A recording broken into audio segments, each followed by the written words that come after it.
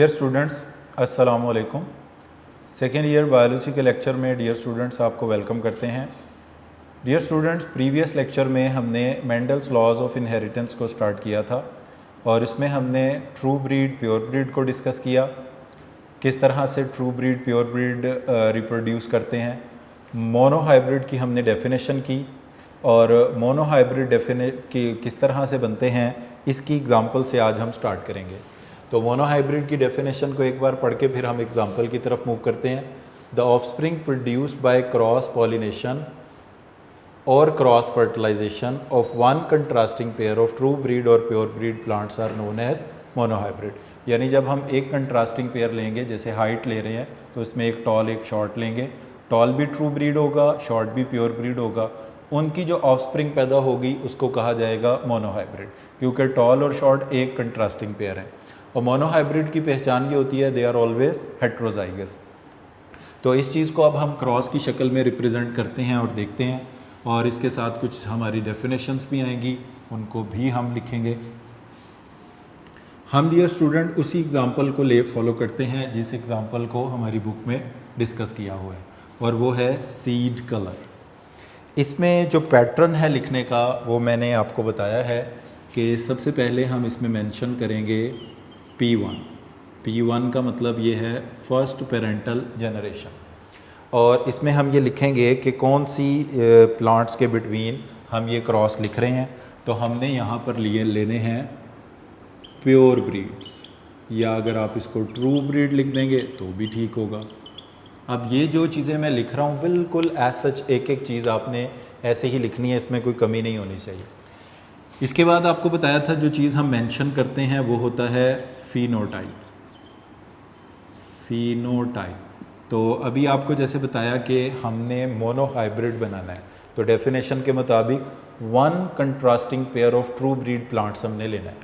तो इधर फिनोटाइप में फॉर एग्जांपल हम अगर लिखते हैं टॉल हाइट, तो इसका कंट्रास्टिंग पेयर जो होगा वो होगा शॉर्ट हाइट।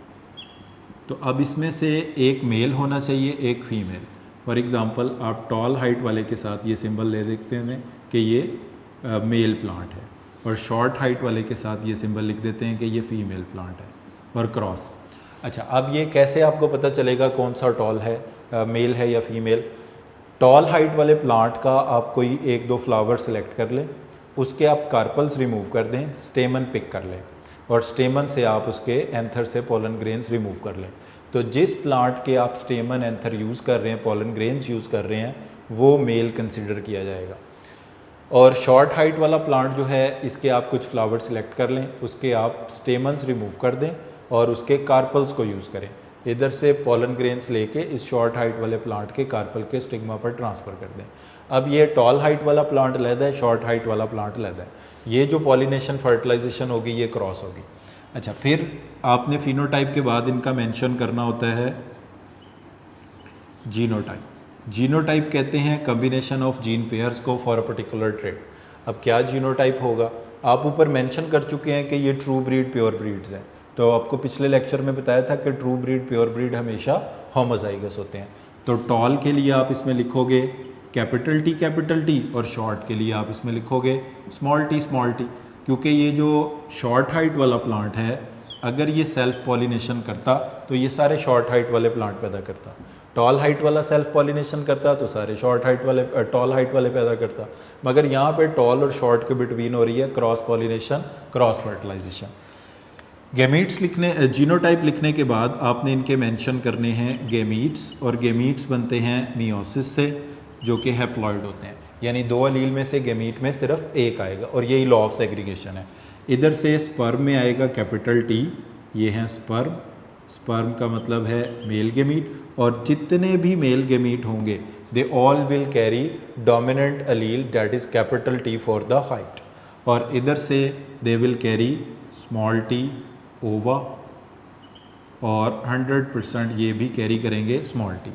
अब इसके बाद लिखा जाता है fertilisation. Fusion of male and female gamete को हम कहते हैं fertilisation. When the fertilisation takes place, तो स्पर्म और एग की फ्यूजन हुई। फर्टिलाइजेशन के नतीजे में जो ऑफस्प्रिंग हमें हासिल हुई ये कहलाएगी F1। F1 का मतलब है फर्स्ट फीलियल जनरेशन, यानी P1 की पेरेंट्स की ये फर्स्ट प्रोजेनी, फर्स्ट ऑफस्प्रिंग है। और ये है मोनोहाइब्रिड।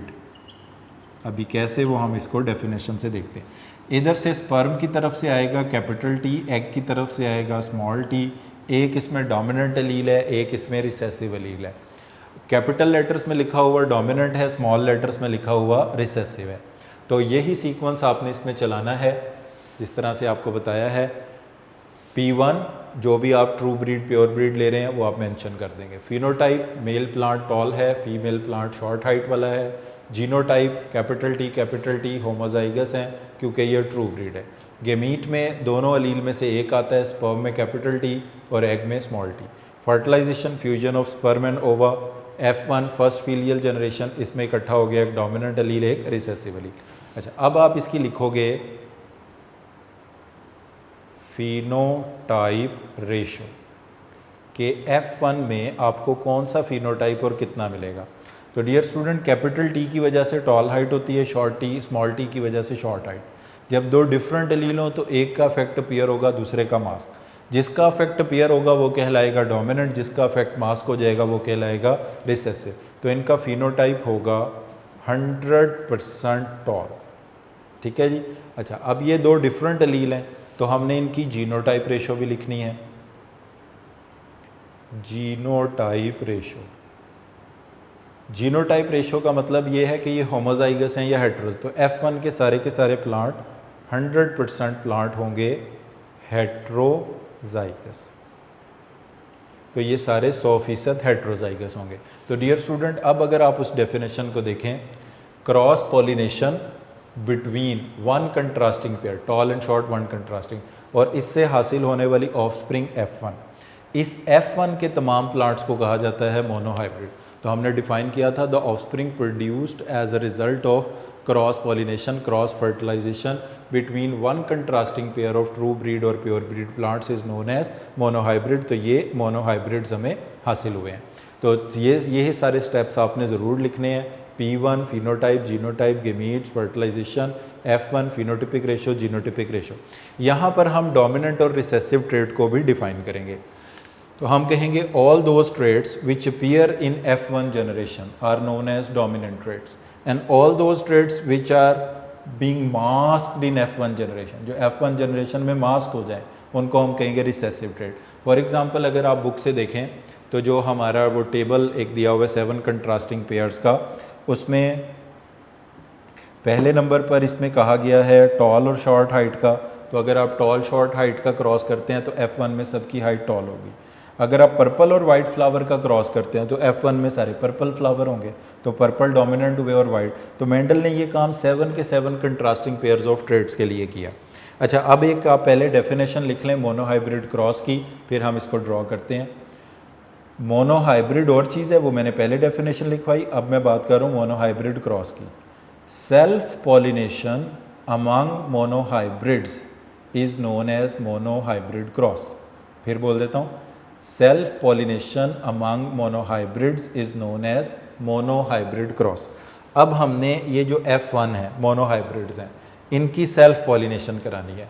इसका सिंबल ये होगा F1 क्रॉस F1। तो self pollination among monohybrids is known as monohybrid cross. यहाँ पर हम लिखेंगे monohybrid cross, self pollination among monohybrids is known as monohybrid cross. अच्छा, सीक्वेंस हमारी वही रहेगी। हमने क्या लिखना है आपको बताया हुआ है, फिनोटाइप, उसके बाद हमने लिखना है जीनोटाइप, इसके बाद हमने लिखने हैं गैमीट्स। अब इनको लिख लें फिर आगे चलते हैं। तो अब हमारे पास सब कुछ F1 से हमने लेना है, फिनोटाइप F1 का, जीनोटाइप F1 का, और ये सेल्फ पॉलिनेशन हो रही है। मोनोहाइब्रिड क्रॉस कहते हैं सेल्फ पॉलिनेशन अमंग मोनोहाइब्रिड्स। ये ये जो क्रॉस हमने किया ये क्रॉस पॉलिनेशन है, वो सेल्फ पॉलिनेशन है। तो फिनोटाइप F1 का क्या है, टॉल। अब इसमें मेल वो भी टॉल, और वही प्लांट यूज़ हो रहा है, वही फीमेल है, तो फीमेल भी टॉल। उसकी वजह ये मैं फिर बता रहा हूँ आपको कि ये सेल्फ पॉलिनेशन है, वो एक ही प्लांट है F1 का और वो टॉल है। मेल भी टॉल फीमेल भी टॉल लिखेंगे तो लहदा बट प्लांट वो एक ही है। अब जीनोटाइप हमें कैसे पता चलेगा इसका जीनोटाइप क्या है?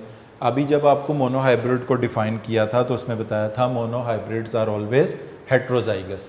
तो ये होगा कैपिटल टी स्मॉल टी, ये भी क्या होगा capital T small T, they are always heterozygous. अब जब गेमीट बनते हैं तो गेमीट में दो अलील में से एक आता है according to the law of segregation.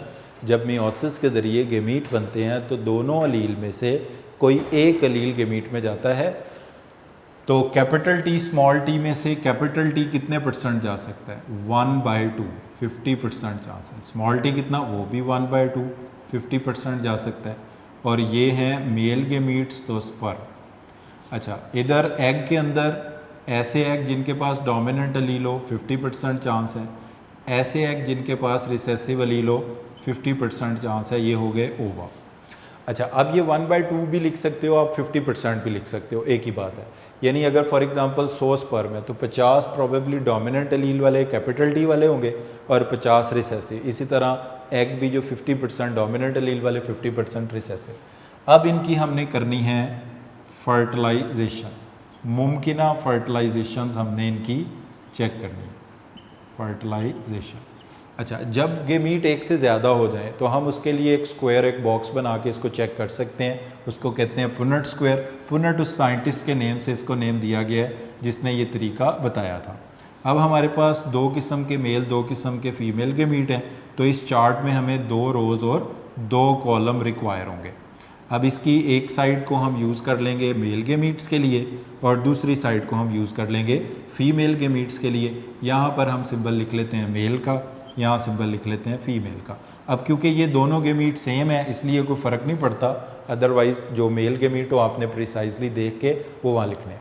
अब ये मेल गेमीट्स हैं, तो अब ये इन मेल गेमीट्स में डोमिनेंट कैपिटल टी वाला, रिसेसिव स्मॉल टी वाला, इधर एग में कैपिटल टी वाला, स्मॉल टी वाला। अच्छा, अब जब स्पर्म और एग की फ्यूजन फर्टिलाइजेशन होगी तो पॉसिबल है कि ये स्पर्म इस एग से मिल जाए, कैपिटल टी इकट्ठा हो जाएगा इधर। ये भी हो सकता है कि ये स्पर्म इस एग से मिल जाए तो कैपिटल टी स्मॉल टी हो जाएगा। ये मुमकिन है इससे मिल जाए तो कैपिटल टी स्मॉल टी हो जाएगा। ये मुमकिन है इससे मिल जाए तो स्मॉल टी हो। ये 4 पॉसिबिलिटीज़ हैं, इनके अलावा कोई पॉसिबिलिटी नहीं है। अब इसकी हाइट कैसी होगी? इसकी हाइट होगी टॉल, इसकी हाइट भी होगी टॉल, इसकी हाइट कैसी होगी? टॉल, इसकी हाइट कैसी होगी? शॉर्ट। तो डियर स्टूडेंट्स, ये जो चार्ट के अंदर हमारे पास 4 मुमकिना कॉम्बिनेशन बने हैं, ये हैं F2। F2 का मतलब है second filial generation, second offspring. P1 first parental generation, P1 से मिलेगी F1, F1 क्रॉस F1 से आपको मिलेगी F2। अच्छा, अब आपने इनकी लिखनी है फिनोटाइप और जीनोटाइप रेशो। पहले आप इसकी लिखोगे फिनोटाइप रेशो। जब आप फिनोटाइप रेशो की बात करते हो तो आपके पास 2 फिनोटाइप हैं, एक आपके पास टॉल फिनोटाइप है और दूसरा है शॉर्ट। तो 4 में से कितने टॉल है? 1 2 3, 4 टॉल। तो आप इसको लिख दोगे 3/4। शॉर्ट कितने हैं? 1/4। तो टॉल की रेशो है 3/4, शॉर्ट की रेशो है 1/4। अगर आप इसको सिंप्लीफाई कर दो तो ये रेशो बनती है 3:1। यानी जो भी डोमिनेंट ट्रेट आपने ली होगी उसके कितने इंडिविजुअल्स होंगे? 4 में से 3। रिसेसिव के कितने होंगे? 4 में से 1। अगर आप इसकी परसेंटेज बनाना चाहो तो 3 का मतलब है 75%, 1 का मतलब है 25%। यानी 75% डोमिनेंट कैरेक्टर अपीयर होगा, 75% डोमिनेंट कैरेक्टर और 25% रिसेसिव कैरेक्टर अपीयर होगा। तो ये डियर स्टूडेंट्स आपने इनकी लिख दी फिनोटाइप रेशो। अब हम लिखेंगे इनकी जीनोटाइप रेशो। जीनोटाइप रेशो तो जब हम जीनोटाइप की बात करते हैं तो जीनोटाइप तो होता है होमोजाइगस हेट्रोजाइगस। अब होमोजाइगस टॉल भी हो सकता है, शॉर्ट भी, हेट्रोजाइगस तो टॉल ही होगा। तो हम यहाँ पर लिख रहे हैं होमोजाइगस हो, ये मैं शॉर्ट फॉर्म यूज़ कर रहा हूँ, और टॉल हो, रेशो इसकी हेट्रोजाइगस हो और टॉल हो, होमोजाइगस और शॉर्ट हो। अच्छा, अब हम इसको देखेंगे कि होमोजाइगस टॉल कितने हैं। इन सब में से सिर्फ ये होमोजाइगस और टॉल है, तो इसको आप लिख दोगे 1/4। हेट्रोजाइगस टॉल कितने हैं? 1 2 हैं। आप इसको 1/2 भी लिख सकते हो, 2/4 भी लिख सकते हो, और शॉर्ट को आप लिखोगे 1/4। जब आप इसको सिंप्लीफाई करोगे तो मैं ये यहाँ लिख देता हूँ, ये रेशो ये बनेगी 1:2:1। ठीक है जी। तो जीनोटिपिक रेशो आएगी 1:2:1, फिनोटिपिक रेशो आएगी 3:1। तो डियर स्टूडेंट, ये एक मुकम्मल हमने टॉपिक लिखा है लॉ ऑफ सेग्रीगेशन का, जिसको लिखने का ये परफेक्ट तरीका है, बेहतरीन तरीका है। इसको आप एज अ टेम्पलेट नोट कर लें। उसके बाद आप इसको किसी भी कंट्रास्टिंग पेयर ऑफ ट्रेड के ऊपर अप्लाई कर सकते हैं। फॉर एग्जांपल, आप जब राउंड रिंकल्ड के लिए करेंगे तो यहाँ पर आप राउंड सीड, रिंकल्ड सीड लिख देंगे। सिंबल उसके लिए राउंड के लिए कैपिटल आर, रिंकल्ड के लिए स्मॉल आर कर लेंगे। इसी तरह स्पर्म एग बनेंगे, F1 में सारे राउंड होंगे क्योंकि राउंड डोमिनेंट है। फिनोटिपिक रेशो जी, फिर आप F1 क्रॉस F1 से F2 करोगे तो 3:1 रेशो आएगी राउंड रिंकल्ड की, 1:2:1 आएगी जीनोटिपिक रेशो। यही सेम क्रॉस हो। तो अब आपने डियर स्टूडेंट प्रैक्टिस के लिए, अपनी प्रैक्टिस के लिए कम अज़ कम कोई से दो, एक ये मैंने करा दिया आपको टॉल हाइट शॉर्ट हाइट वाला। अब पेज नंबर 166 पर अगर आप बुक में देखें तो ये एक राउंड रिंकल्ड के लिए क्रॉस बना के दिखाया हुआ है, जिसमें P1 से F1 जो स्टेप्स उन्होंने कलर्स की फॉर्म में शो किए हुए हमें ये लिखने पड़ेंगे। ठीक है, फिनोटाइप लिखोगे, जीनोटाइप लिखोगे, गेमीट, ये इस तरह से F1 तक ये फिनोटाइप, ये रेशोज़ को एग्ज़ाम में चेक किया जाता है आपने सही लिखी हैं कि नहीं। अच्छा, आप राउंड रिंकल्ड के लिए करोगे ये काम, इसमें आप देखो आपको P1 को डिफ़ाइन करना पड़ेगा, F1 को, फिर इसके बाद डोमिनेंट को, रिसेसिव को, F1 क्रॉस F1 से F2 को, फिर उसकी रेशो है 3:1 फिनोटिपिक, 1:1 जीनोटिपिक रेशो है। और फिर ये मेंडल की जो इंटरप्रिटेशन है इसको हम देखते हैं अभी बुक से। मगर सबसे पहले हम पेज नंबर आपका जो बुक का है 167 पर लॉ ऑफ सेग्रीगेशन की डेफिनेशन देखेंगे। According to law of segregation, 2 co-existing allele for each trait in an individual segregate separate from each other at meiosis, so that each gamete receive only one of the 2 allele.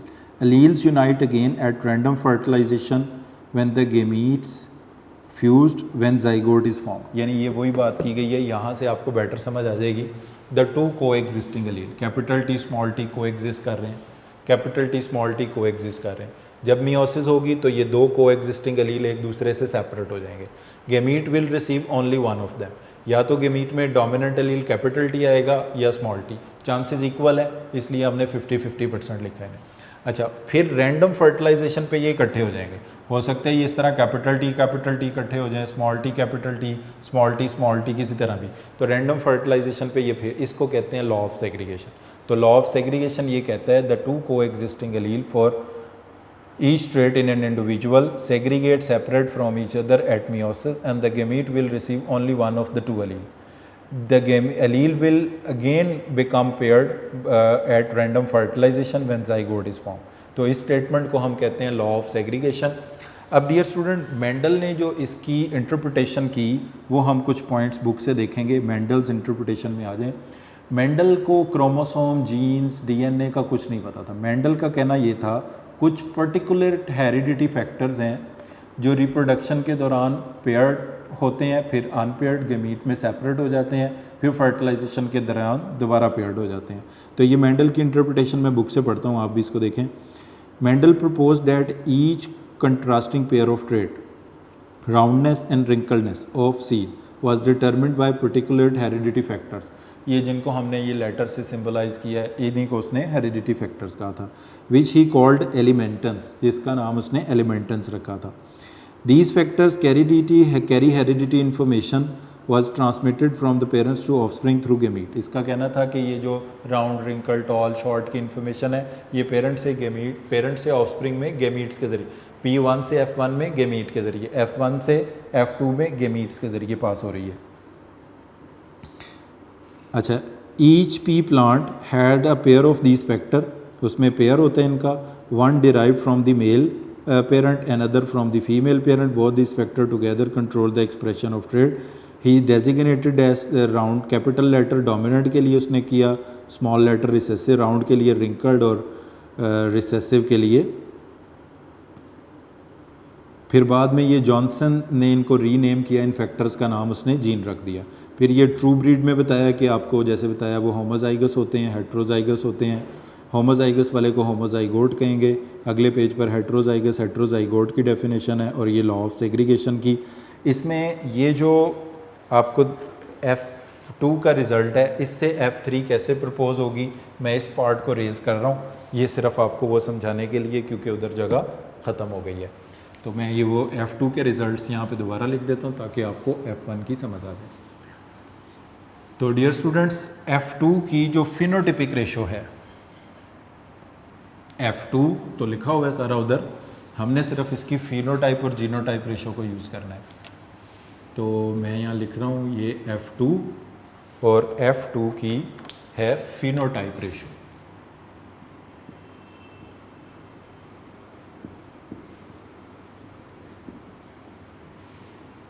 F1 में ये जो हमने cross किया है toll, height की ratio है short के साथ, तो 3/4 टॉल थे और 1/4 शॉर्ट थे। जब हमने सिंप्लीफाई किया तो ये 3:1 बनी। ठीक है, F2 की ही जीनोटाइप रेशो को लिख रहे हैं हम। इसमें होमोजाइगस हों और टॉल हों, हेट्रोजाइगस हों और टॉल हों, होमोजाइगस हों और शॉर्ट हों। यही हमारे पास 4 फीचर्स उधर नज़र आए थे। ये होते हैं 1/4, ये होते हैं 2/4 और ये होते हैं 1/4। जब आप इसको सिंप्लीफाई करोगे तो ये बनेगी 1:2:1। इस 1 का मतलब है 25%, इस 2 का मतलब है 50%, इस 1 का मतलब है 25%। अच्छा, ये डियर स्टूडेंट सब कुछ था F1 के लिए। अगर आप इससे ऑब्टेन करोगे F3, अगर आप इससे F3 हासिल करते हो तो ये वाले जो होमोजाइगस टॉल प्लांट हैं, अगर ये F3 प्रोड्यूस करें तो ये प्रोड्यूस करेंगे 100% टॉल अपॉन सेल्फ पॉलिनेशन। इसका मतलब ये हुआ कि ये किन की तरह के हैं, ये P1 के टॉल प्लांट्स की तरह के हैं। अच्छा, ये अगर सेल्फ पॉलिनेशन करें तो ये 3:1 रेशो में पैदा करेंगे और 3:1 रेशो में जो पैदा करते हैं वो होते हैं F1 मोनोहाइब्रिड्स। और ये वाले जो हैं ये जब सेल्फ पॉलिनेशन करेंगे तो 100% शॉर्ट पैदा करेंगे। ये भी किन की तरह के हैं, P1। बेसिकली यहाँ पे बात आपने ये याद रखनी है कि जो होमोजाइगस होते हैं कैपिटल T वाले 1/4 25%, ये सेल्फ पॉलिनेशन करके सारे टॉल ही पैदा कर रहे हैं। और जो होमोजाइगस और सेल्फ पॉलिनेशन पे अपने जैसे पैदा करते हैं वो ट्रू ब्रीड प्योर ब्रीड की तरह होते हैं और ट्रू ब्रीड प्योर ब्रीड हमने P1 में ली थी। जो हेट्रोजाइगस हैं ये 3:1 रेशो में, 3 रेशो का मतलब है 75% डोमिनेंट, 1% 25% रिसेसिव। और ये मोनोहाइब्रिड्स होते हैं, ये हेट्रोजाइगस हैं, कैपिटल T स्मॉल t हैं। और जो शॉर्ट हाइट वाले हैं ये भी P1 की तरह के ट्रू ब्रीड प्योर ब्रीड वाले हैं। तो ये F2 से अगर आप F3 हासिल करते हो तो उनकी इंटरप्रिटेशन है जो कि हमारी बुक में भी यहाँ पे बताई गई है। तो इसमें डियर स्टूडेंट्स जो हमारा आज का ये टॉपिक है मेन लॉ ऑफ सेग्रीगेशन का, उसमें जो चीज़ें आपने याद रखनी है, अब आपने एक काम करना है कि आपने कोई एक कंट्रास्टिंग पेयर ऑफ ट्रेट लेना है। फॉर एग्ज़ाम्पल पर्पल और वाइट फ्लावर लेना है। आपने P1 से पर्पल और वाइट फ्लावर को स्टार्ट करना है, उनकी फिनोटाइप जीनोटाइप गेमीट से F1 बनानी है, F1 में पर्पल कलर आएगा। उनकी फिनोटिपिक जीनोटिपिक रेशो लिखनी है, फिर F1 क्रॉस F1 लिख के आपने F2 तक जाना है, वो पिनट स्क्वायर जिस तरह ये बना है मगर पर्पल वाइट के लिए। इनकी फिनोटिपिक जीनोटिपिक रेशो पे आपकी F2 कंप्लीट हो जाएगी। F3 फिर आपने इस तरह से बताना है कि होमोजाइगस टॉल से F3 में कैसे पैदा होंगे, तो वो पर्पल से कितने 100% पर्पल होंगे। तो इसी तरह ये मैं आपको एक इसका बता देता हूँ सिर्फ पर्पल वाइट का। देखें, अगर आप P1 में पर्पल और वाइट लेंगे तो F1 में कैसे फ्लावर्स होंगे, सारे पर्पल, इसका मतलब पर्पल डोमिनेंट है, वाइट रिसेसिव। जब आप उन F1 क्रॉस F1 करके F2 लोगे तो F2 में 3/4 यानी पर्पल होंगे डोमिनेंट 75% और 1/4 वाइट होंगे। और इसी तरह आप किसी भी कंट्रास्टिंग पेयर के लिए करोगे तो यही रिज़ल्ट आएंगे। तो इसमें डियर स्टूडेंट हमारा पेज नंबर 164 ये हमने इसमें डिस्कस कर लिया है सारा, 165 भी डिस्कस कर लिया है, 166 भी डिस्कस कर लिया है, और 167 पेज में हमने लॉ ऑफ सेग्रीगेशन की स्टेटमेंट तक का ये जो टॉपिक है ये सारा हमने इसमें कंप्लीट डिस्कस कर लिया है। तो यहाँ पर हमारा लॉ ऑफ सेग्रीगेशन मुकम्मल हो गया है, जिसकी सबसे पहले जब आप उसको बुक पेपर में अटैम्प्ट करो तो आप इसकी स्टेटमेंट लिखो। स्टेटमेंट लिखने के बाद ये P1 से F1, F1 क्रॉस F1 से F2 तक आप पूरा क्रॉस लिख दो। फिर जो जो चीज़ें आपने इसमें लिखी हैं उनको डिफ़ाइन कर दो। जैसे P1 में आपने ट्रू ब्रीड प्योर ब्रीड लिखा है, उसको डिफ़ाइन कर दो। F1 में मोनो हाइब्रिड आएगा, उसको डिफ़ाइन कर दो। डोमिनेंट रिसेसिव आएगा, उसको डिफ़ाइन कर दो। होमोजाइगस हेट्रोजाइगस आएगा, उसको डिफ़ाइन कर दो। फिर F2 तक आओ, इनकी फिनोटिपिक जीनोटिपिक रेशियोज़ को एक्सप्लेन कर दो। यहाँ पर ये आपका टॉपिक मुकम्मल हो जाएगा। इसके बाद अगला टॉपिक हमारा टेस्ट क्रॉस का आएगा, जिसको हम नेक्स्ट लेक्चर में टेकअप करेंगे। तो आज के लेक्चर को डियर स्टूडेंट्स हम इधर ही कंक्लूड करते हैं। Thank you very much for today.